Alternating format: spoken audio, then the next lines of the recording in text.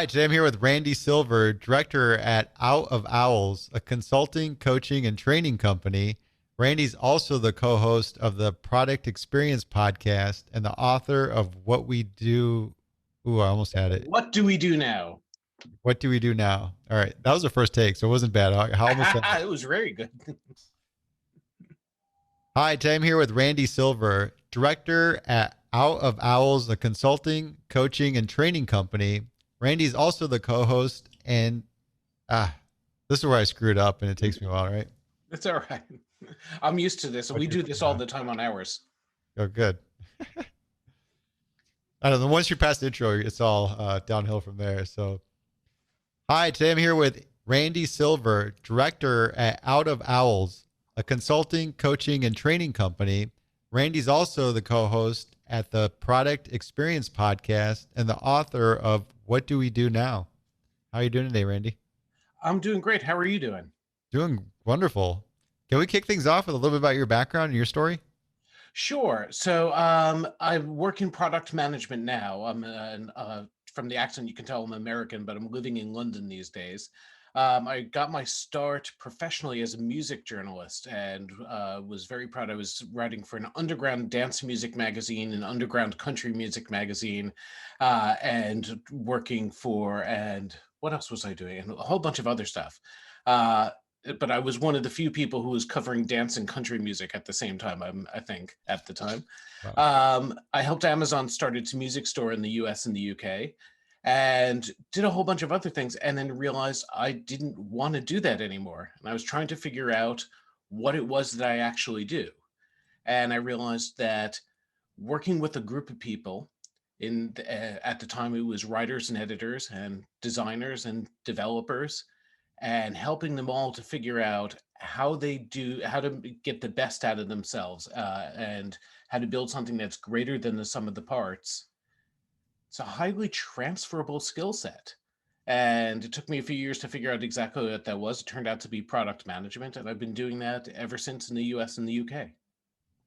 Wow. What a diverse background. It's been a strange career, but if you talk to anyone who's in product management, they'll all tell you a story about how they got into it, and it's always from an interesting place. What are your top principles that attributed to your success?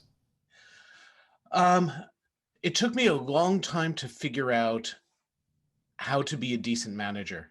And it was mostly by observation of some very good managers and some management principles that I didn't like as much. And I realized for a long time, I thought there were three really key things. And it was understanding, do we have the right people? As in, do we have enough people? Do we have the right people in the right places? Do they have the right capabilities? Is there a good culture and the permission for them to work well together? And then, do we have the right processes?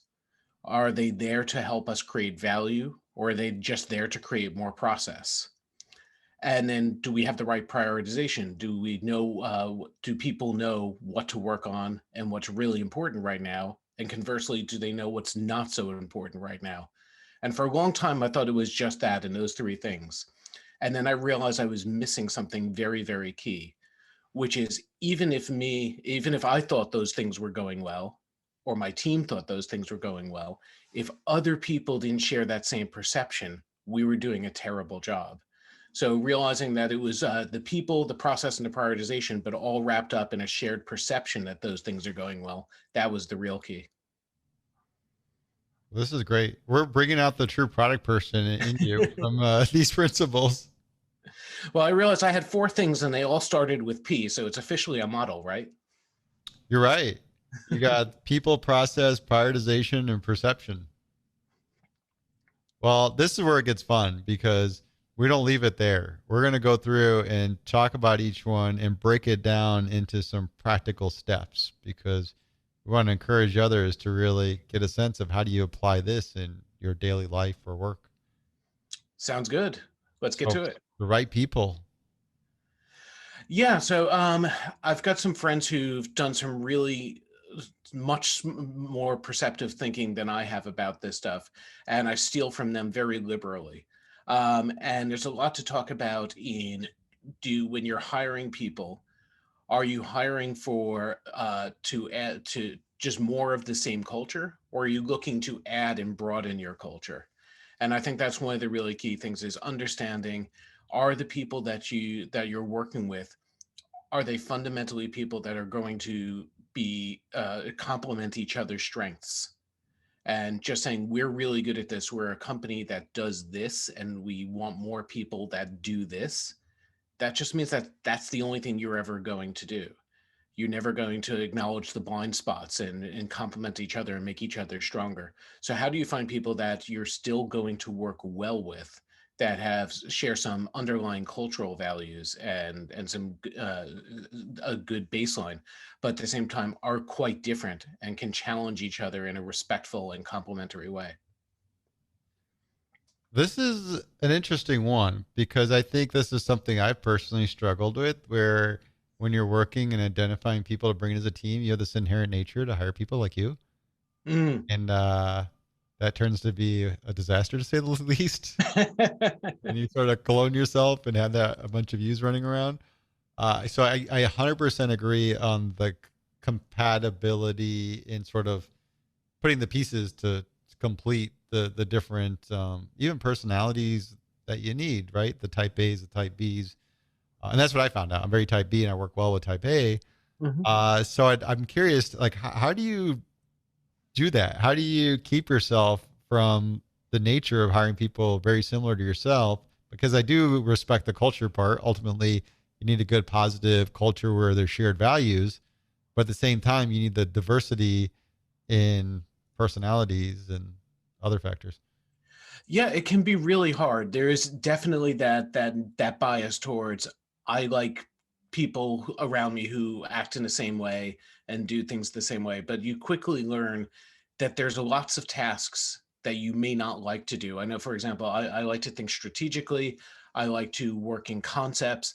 I'm not the strongest person in day-to-day delivery, but I'm also very aware that if my team isn't delivering on a regular basis, then we're absolutely failing at our job. And I don't like the feeling when other people see that we're not doing this well. So I learned a few years ago to always make sure there is someone on the team who is much more interested in day-to-day delivery, and to have a certain amount of tension between us and a certain respect for each other, that there are some things that I do better than them, some things that they do better than me, and we should listen to each other and have a good discussion whenever there's a disagreement or one notices that the other isn't living up to their end. And you tend to find that it's when you have that kind of collaboration and people with slightly different interests or strengths, that they, as if they can recognize that what you're working towards together is better than doing it alone, then it tends to work out quite well. But yeah, there is a certain amount of tension, but also remember it's a partnership. And usually if it's, if it's a job, this is work. This, they pay you to show up. They don't do it just for fun. So there's got to be an underlying reason of how you add value. And sometimes a little bit of tension comes with that, and that's not necessarily such a bad thing. So you welcome some healthy tension, essentially. I'm sorry, say that again. We welcome some healthy tension. Yeah, I think a good amount of creative tension is really useful. Otherwise, it gets boring. But it has to be done with a baseline of respect and compassion for each other. Otherwise, that's where things don't work out so well. Where do you figure out that there's a point that it isn't working out, and how do you sort of work around that? Is it, hey, let's acknowledge it and find ways that I can get the resource I need, and you can get the role or sort of area that you need to be in? Or is it, can we fix this? How do we make that work? What's your position on that? This is where I give you the most product management answer in the world of it depends. Um, I don't think there is a single good answer. I mean, I've worked at a lot of different places and I've left a lot of different places because I haven't always come up with the best possible answer to that. Um, I don't know. Some people are better at figuring that out than I am. Um, there's a woman named Julia Whitney who was a design director and then a coaching lead at the BBC, and now is an independent coach, who has a great model about called the credit model, and I'm going to totally screw it up and forget what all the letters stand for, but it starts with compassion, and I forget what the R is, and then there's empathy and a couple of other things. But the entire point is that you need to acknowledge the differences between each other Mhm. and give a little bit with each other and create the relationship where you can talk to each other and acknowledge that there are differences. It's not to say that every single person does that very well with every other personality type in every situation. So, uh, but I think it's always worth trying and doing what you can to leave your ego at the door whenever you sense that tension and see what you can do. And this is where we come back to perception and trying to understand how somebody else might see it. Yeah, I agree. I like that when you have these opposing views, but if you can spend the effort to empathize and understand why they view things the way they do, that sort of lends to that. Like maybe there's more of coming to the common ground. And then I guess it depends is where's the threshold. There are obviously some real fundamental differences that aren't going to be easy to overcome, and it may be better to go in different directions. And there's a saying in product management sometimes of we don't all need to agree, but we can disagree and commit. And that's okay too, acknowledging that the differences are there. The really key thing is understanding that when you do disagree and commit, that's not necessarily a permanent decision. It's something for a period of time. You're making a bet. You disagree on the fundamentals and the best way of achieving what is hopefully a shared goal, and then saying, okay, we'll try it this way for now, but we're also ideally going to put a date on the in the calendar when we're going to come back and say, did this work? And if it didn't, what next way to try it? And if you can do that and agree to use evidence and things like that, that's fantastic. The problem comes when you've got emotional components, because that's when you go from taking something that's an assumption and making it an opinion. And opinions are much harder to change. Yes, absolutely, absolutely. That's a whole nother principle to get into. Absolutely. Well, let's talk about the processes and how do you think through that? I like to go into a company and take on it when I'm taking on a new assignment and map out and see, are things working well? How many meetings do we have? What are their purposes? Do people have time to think? I've spent time in large companies where there's so much process involved that the team barely has time to actually do the job that they're supposed to be there to do, to create the value. They spend most of their time justifying the work that they're doing rather than actually doing it. And that's just not that helpful. Nobody enjoys it, and you're not creating value for the customer or for the company. So it seems a bit silly. So working backwards from that, saying what is the minimum viable process of the minimum viable bureaucracy that we can have, because you still absolutely need to create a culture where people can communicate and collaborate and find information and work well together. And there is work to do that. But if you can take it from 30, 40, 50% of the time people are spending down to 10% or 15%, that's a massive win. You know, a few hours a week of making sure that everyone is working well together is time well spent, because it means you're doing less rework and heading off problems before they start. But if you're doing it half a day, every day or more, then, then your processes aren't working for you. And it's time to re-examine and make sure that you step back to principles and saying, why are we doing it this way? How might we do it better?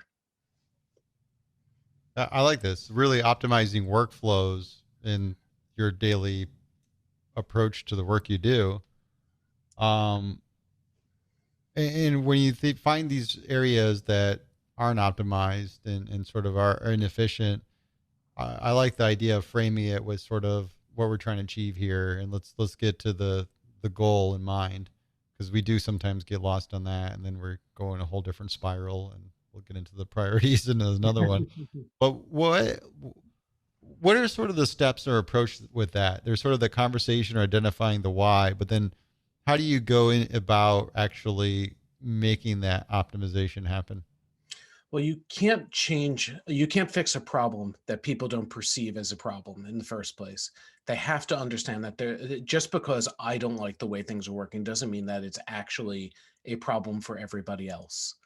And it usually stems down from the usually you can start when you observe that a team isn't hitting its goals, and for whatever reason, and because at that point a stakeholder is unhappy and wants to make a change, somebody with enough authority to insist that change is made, and that can be done to the team or it can be done with the team. And it's always better, if possible, to start with the team and say, how might what's stopping you? We hired you, we spent quite a lot of money and time on you. It's better to start with that team and see if things can be changed to allow them to create the value that they think they're there for. Um, because recruiting a new team is a hell of a lot harder. It takes much longer and it's much more expensive. So Right. start with what you've got and see if you can fix it. And it makes for a better culture everywhere.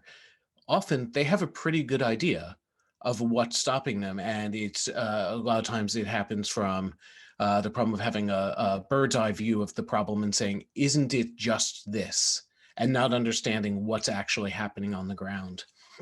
There's a couple of very smart guys who do another podcast called Troubleshooting Agile, who introduced me to the concept of a briefing and a back briefing. So we're very good at issuing orders from the top down and saying, this is what we want done. But we're very bad at then asking those teams, how do you plan to accomplish this?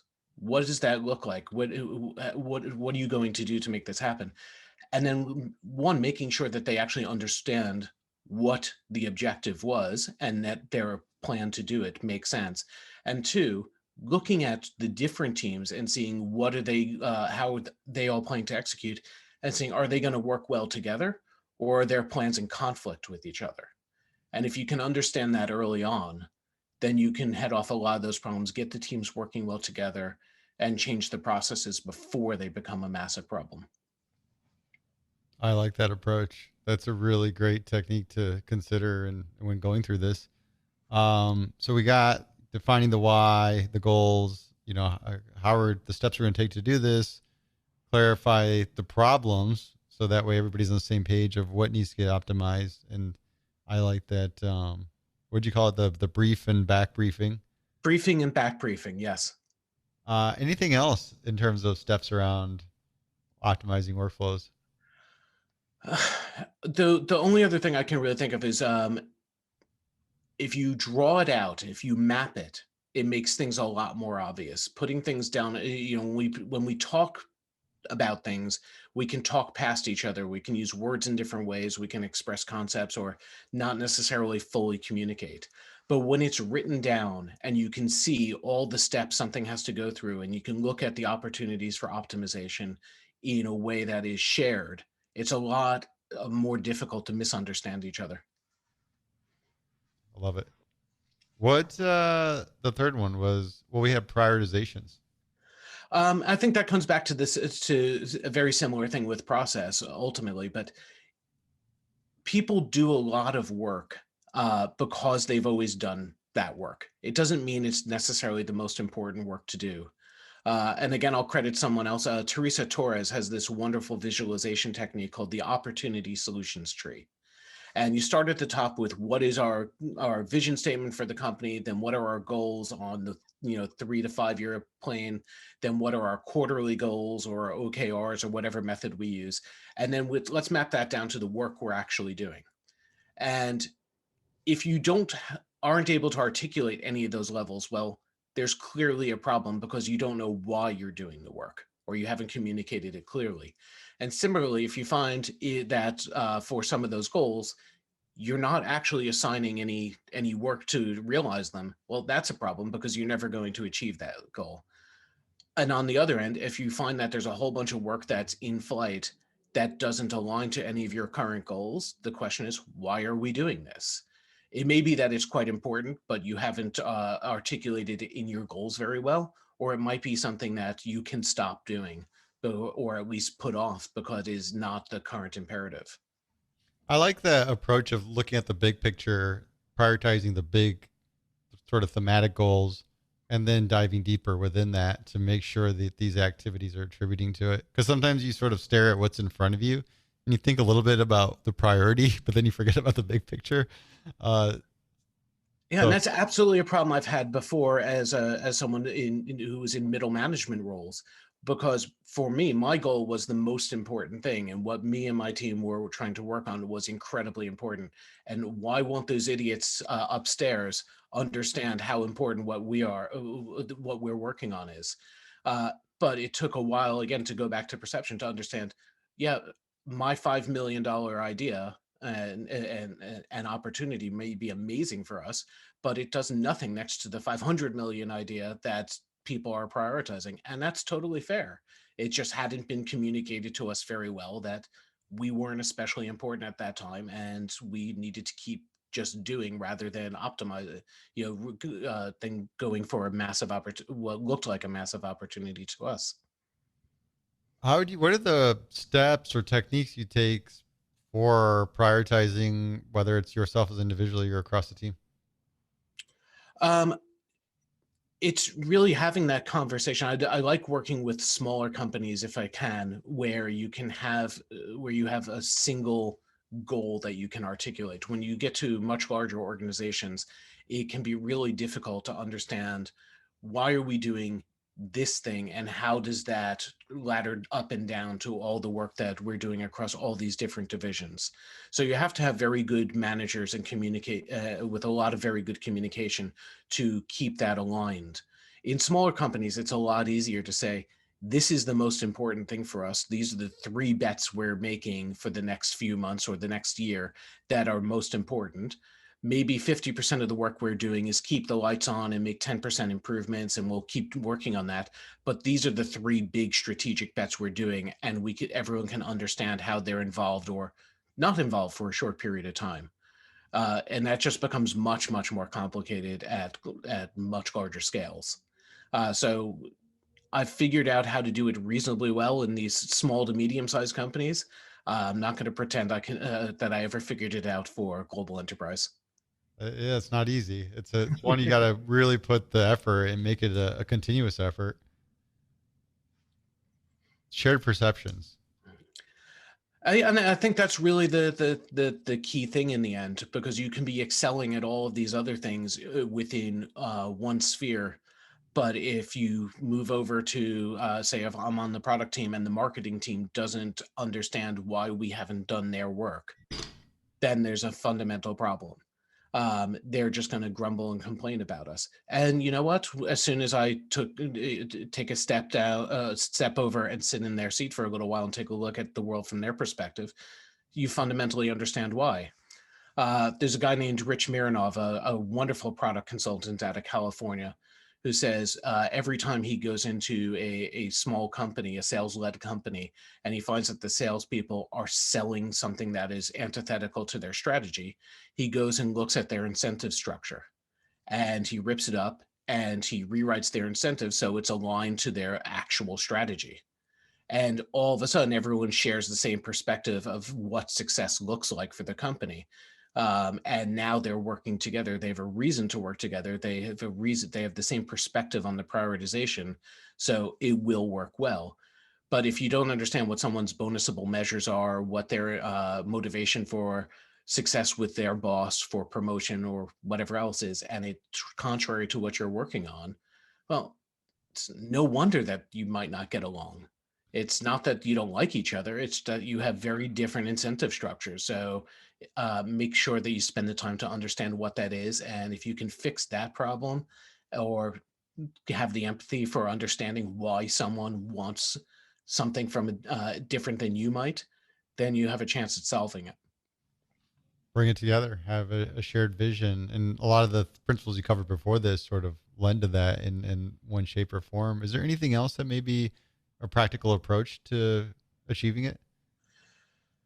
I think it really just comes down to talking to people and asking them what's important to you. Actually, the one other one that came up recently was somebody telling me the one other question I should ask them when I first meet them is, what's the best way of working with you? And she shared, don't ever email me. I will not answer it. I can't bother with my email. Just always send me an instant message. It's the only way you'll ever get me to respond. And if that's your project sponsor and you've been emailing them the whole time, it's not going to work so well. But yeah, it comes down to establishing the communication and the relationship so that you can find all these other things out. And then everything all of a sudden starts working better. If you can create a decent environment, all of a sudden everyone else can actually do their jobs. I like that one. That's like a great question to sort of drive at something that's really insightful that helps align a good working relationship. So yeah, one more question for you. Please. What's the best mistake you've ever made? Oh God.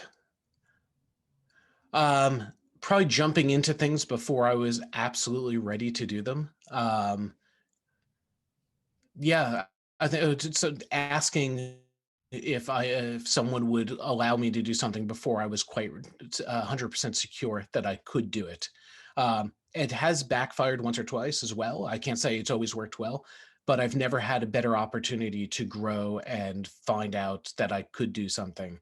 I did it when I started a podcast, and I found my co-host for it by just asking. The dirty secret on my podcast is I tried recording it by myself a few times and doing demos and realizing I sounded way too cheesy by myself.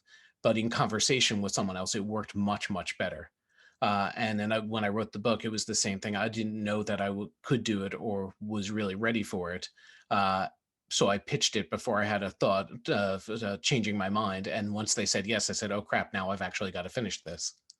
I like it. Jump into things before you feel ready for it. And at the end of the day, you have to go through these iterations to get to where you want anyways. So go for it.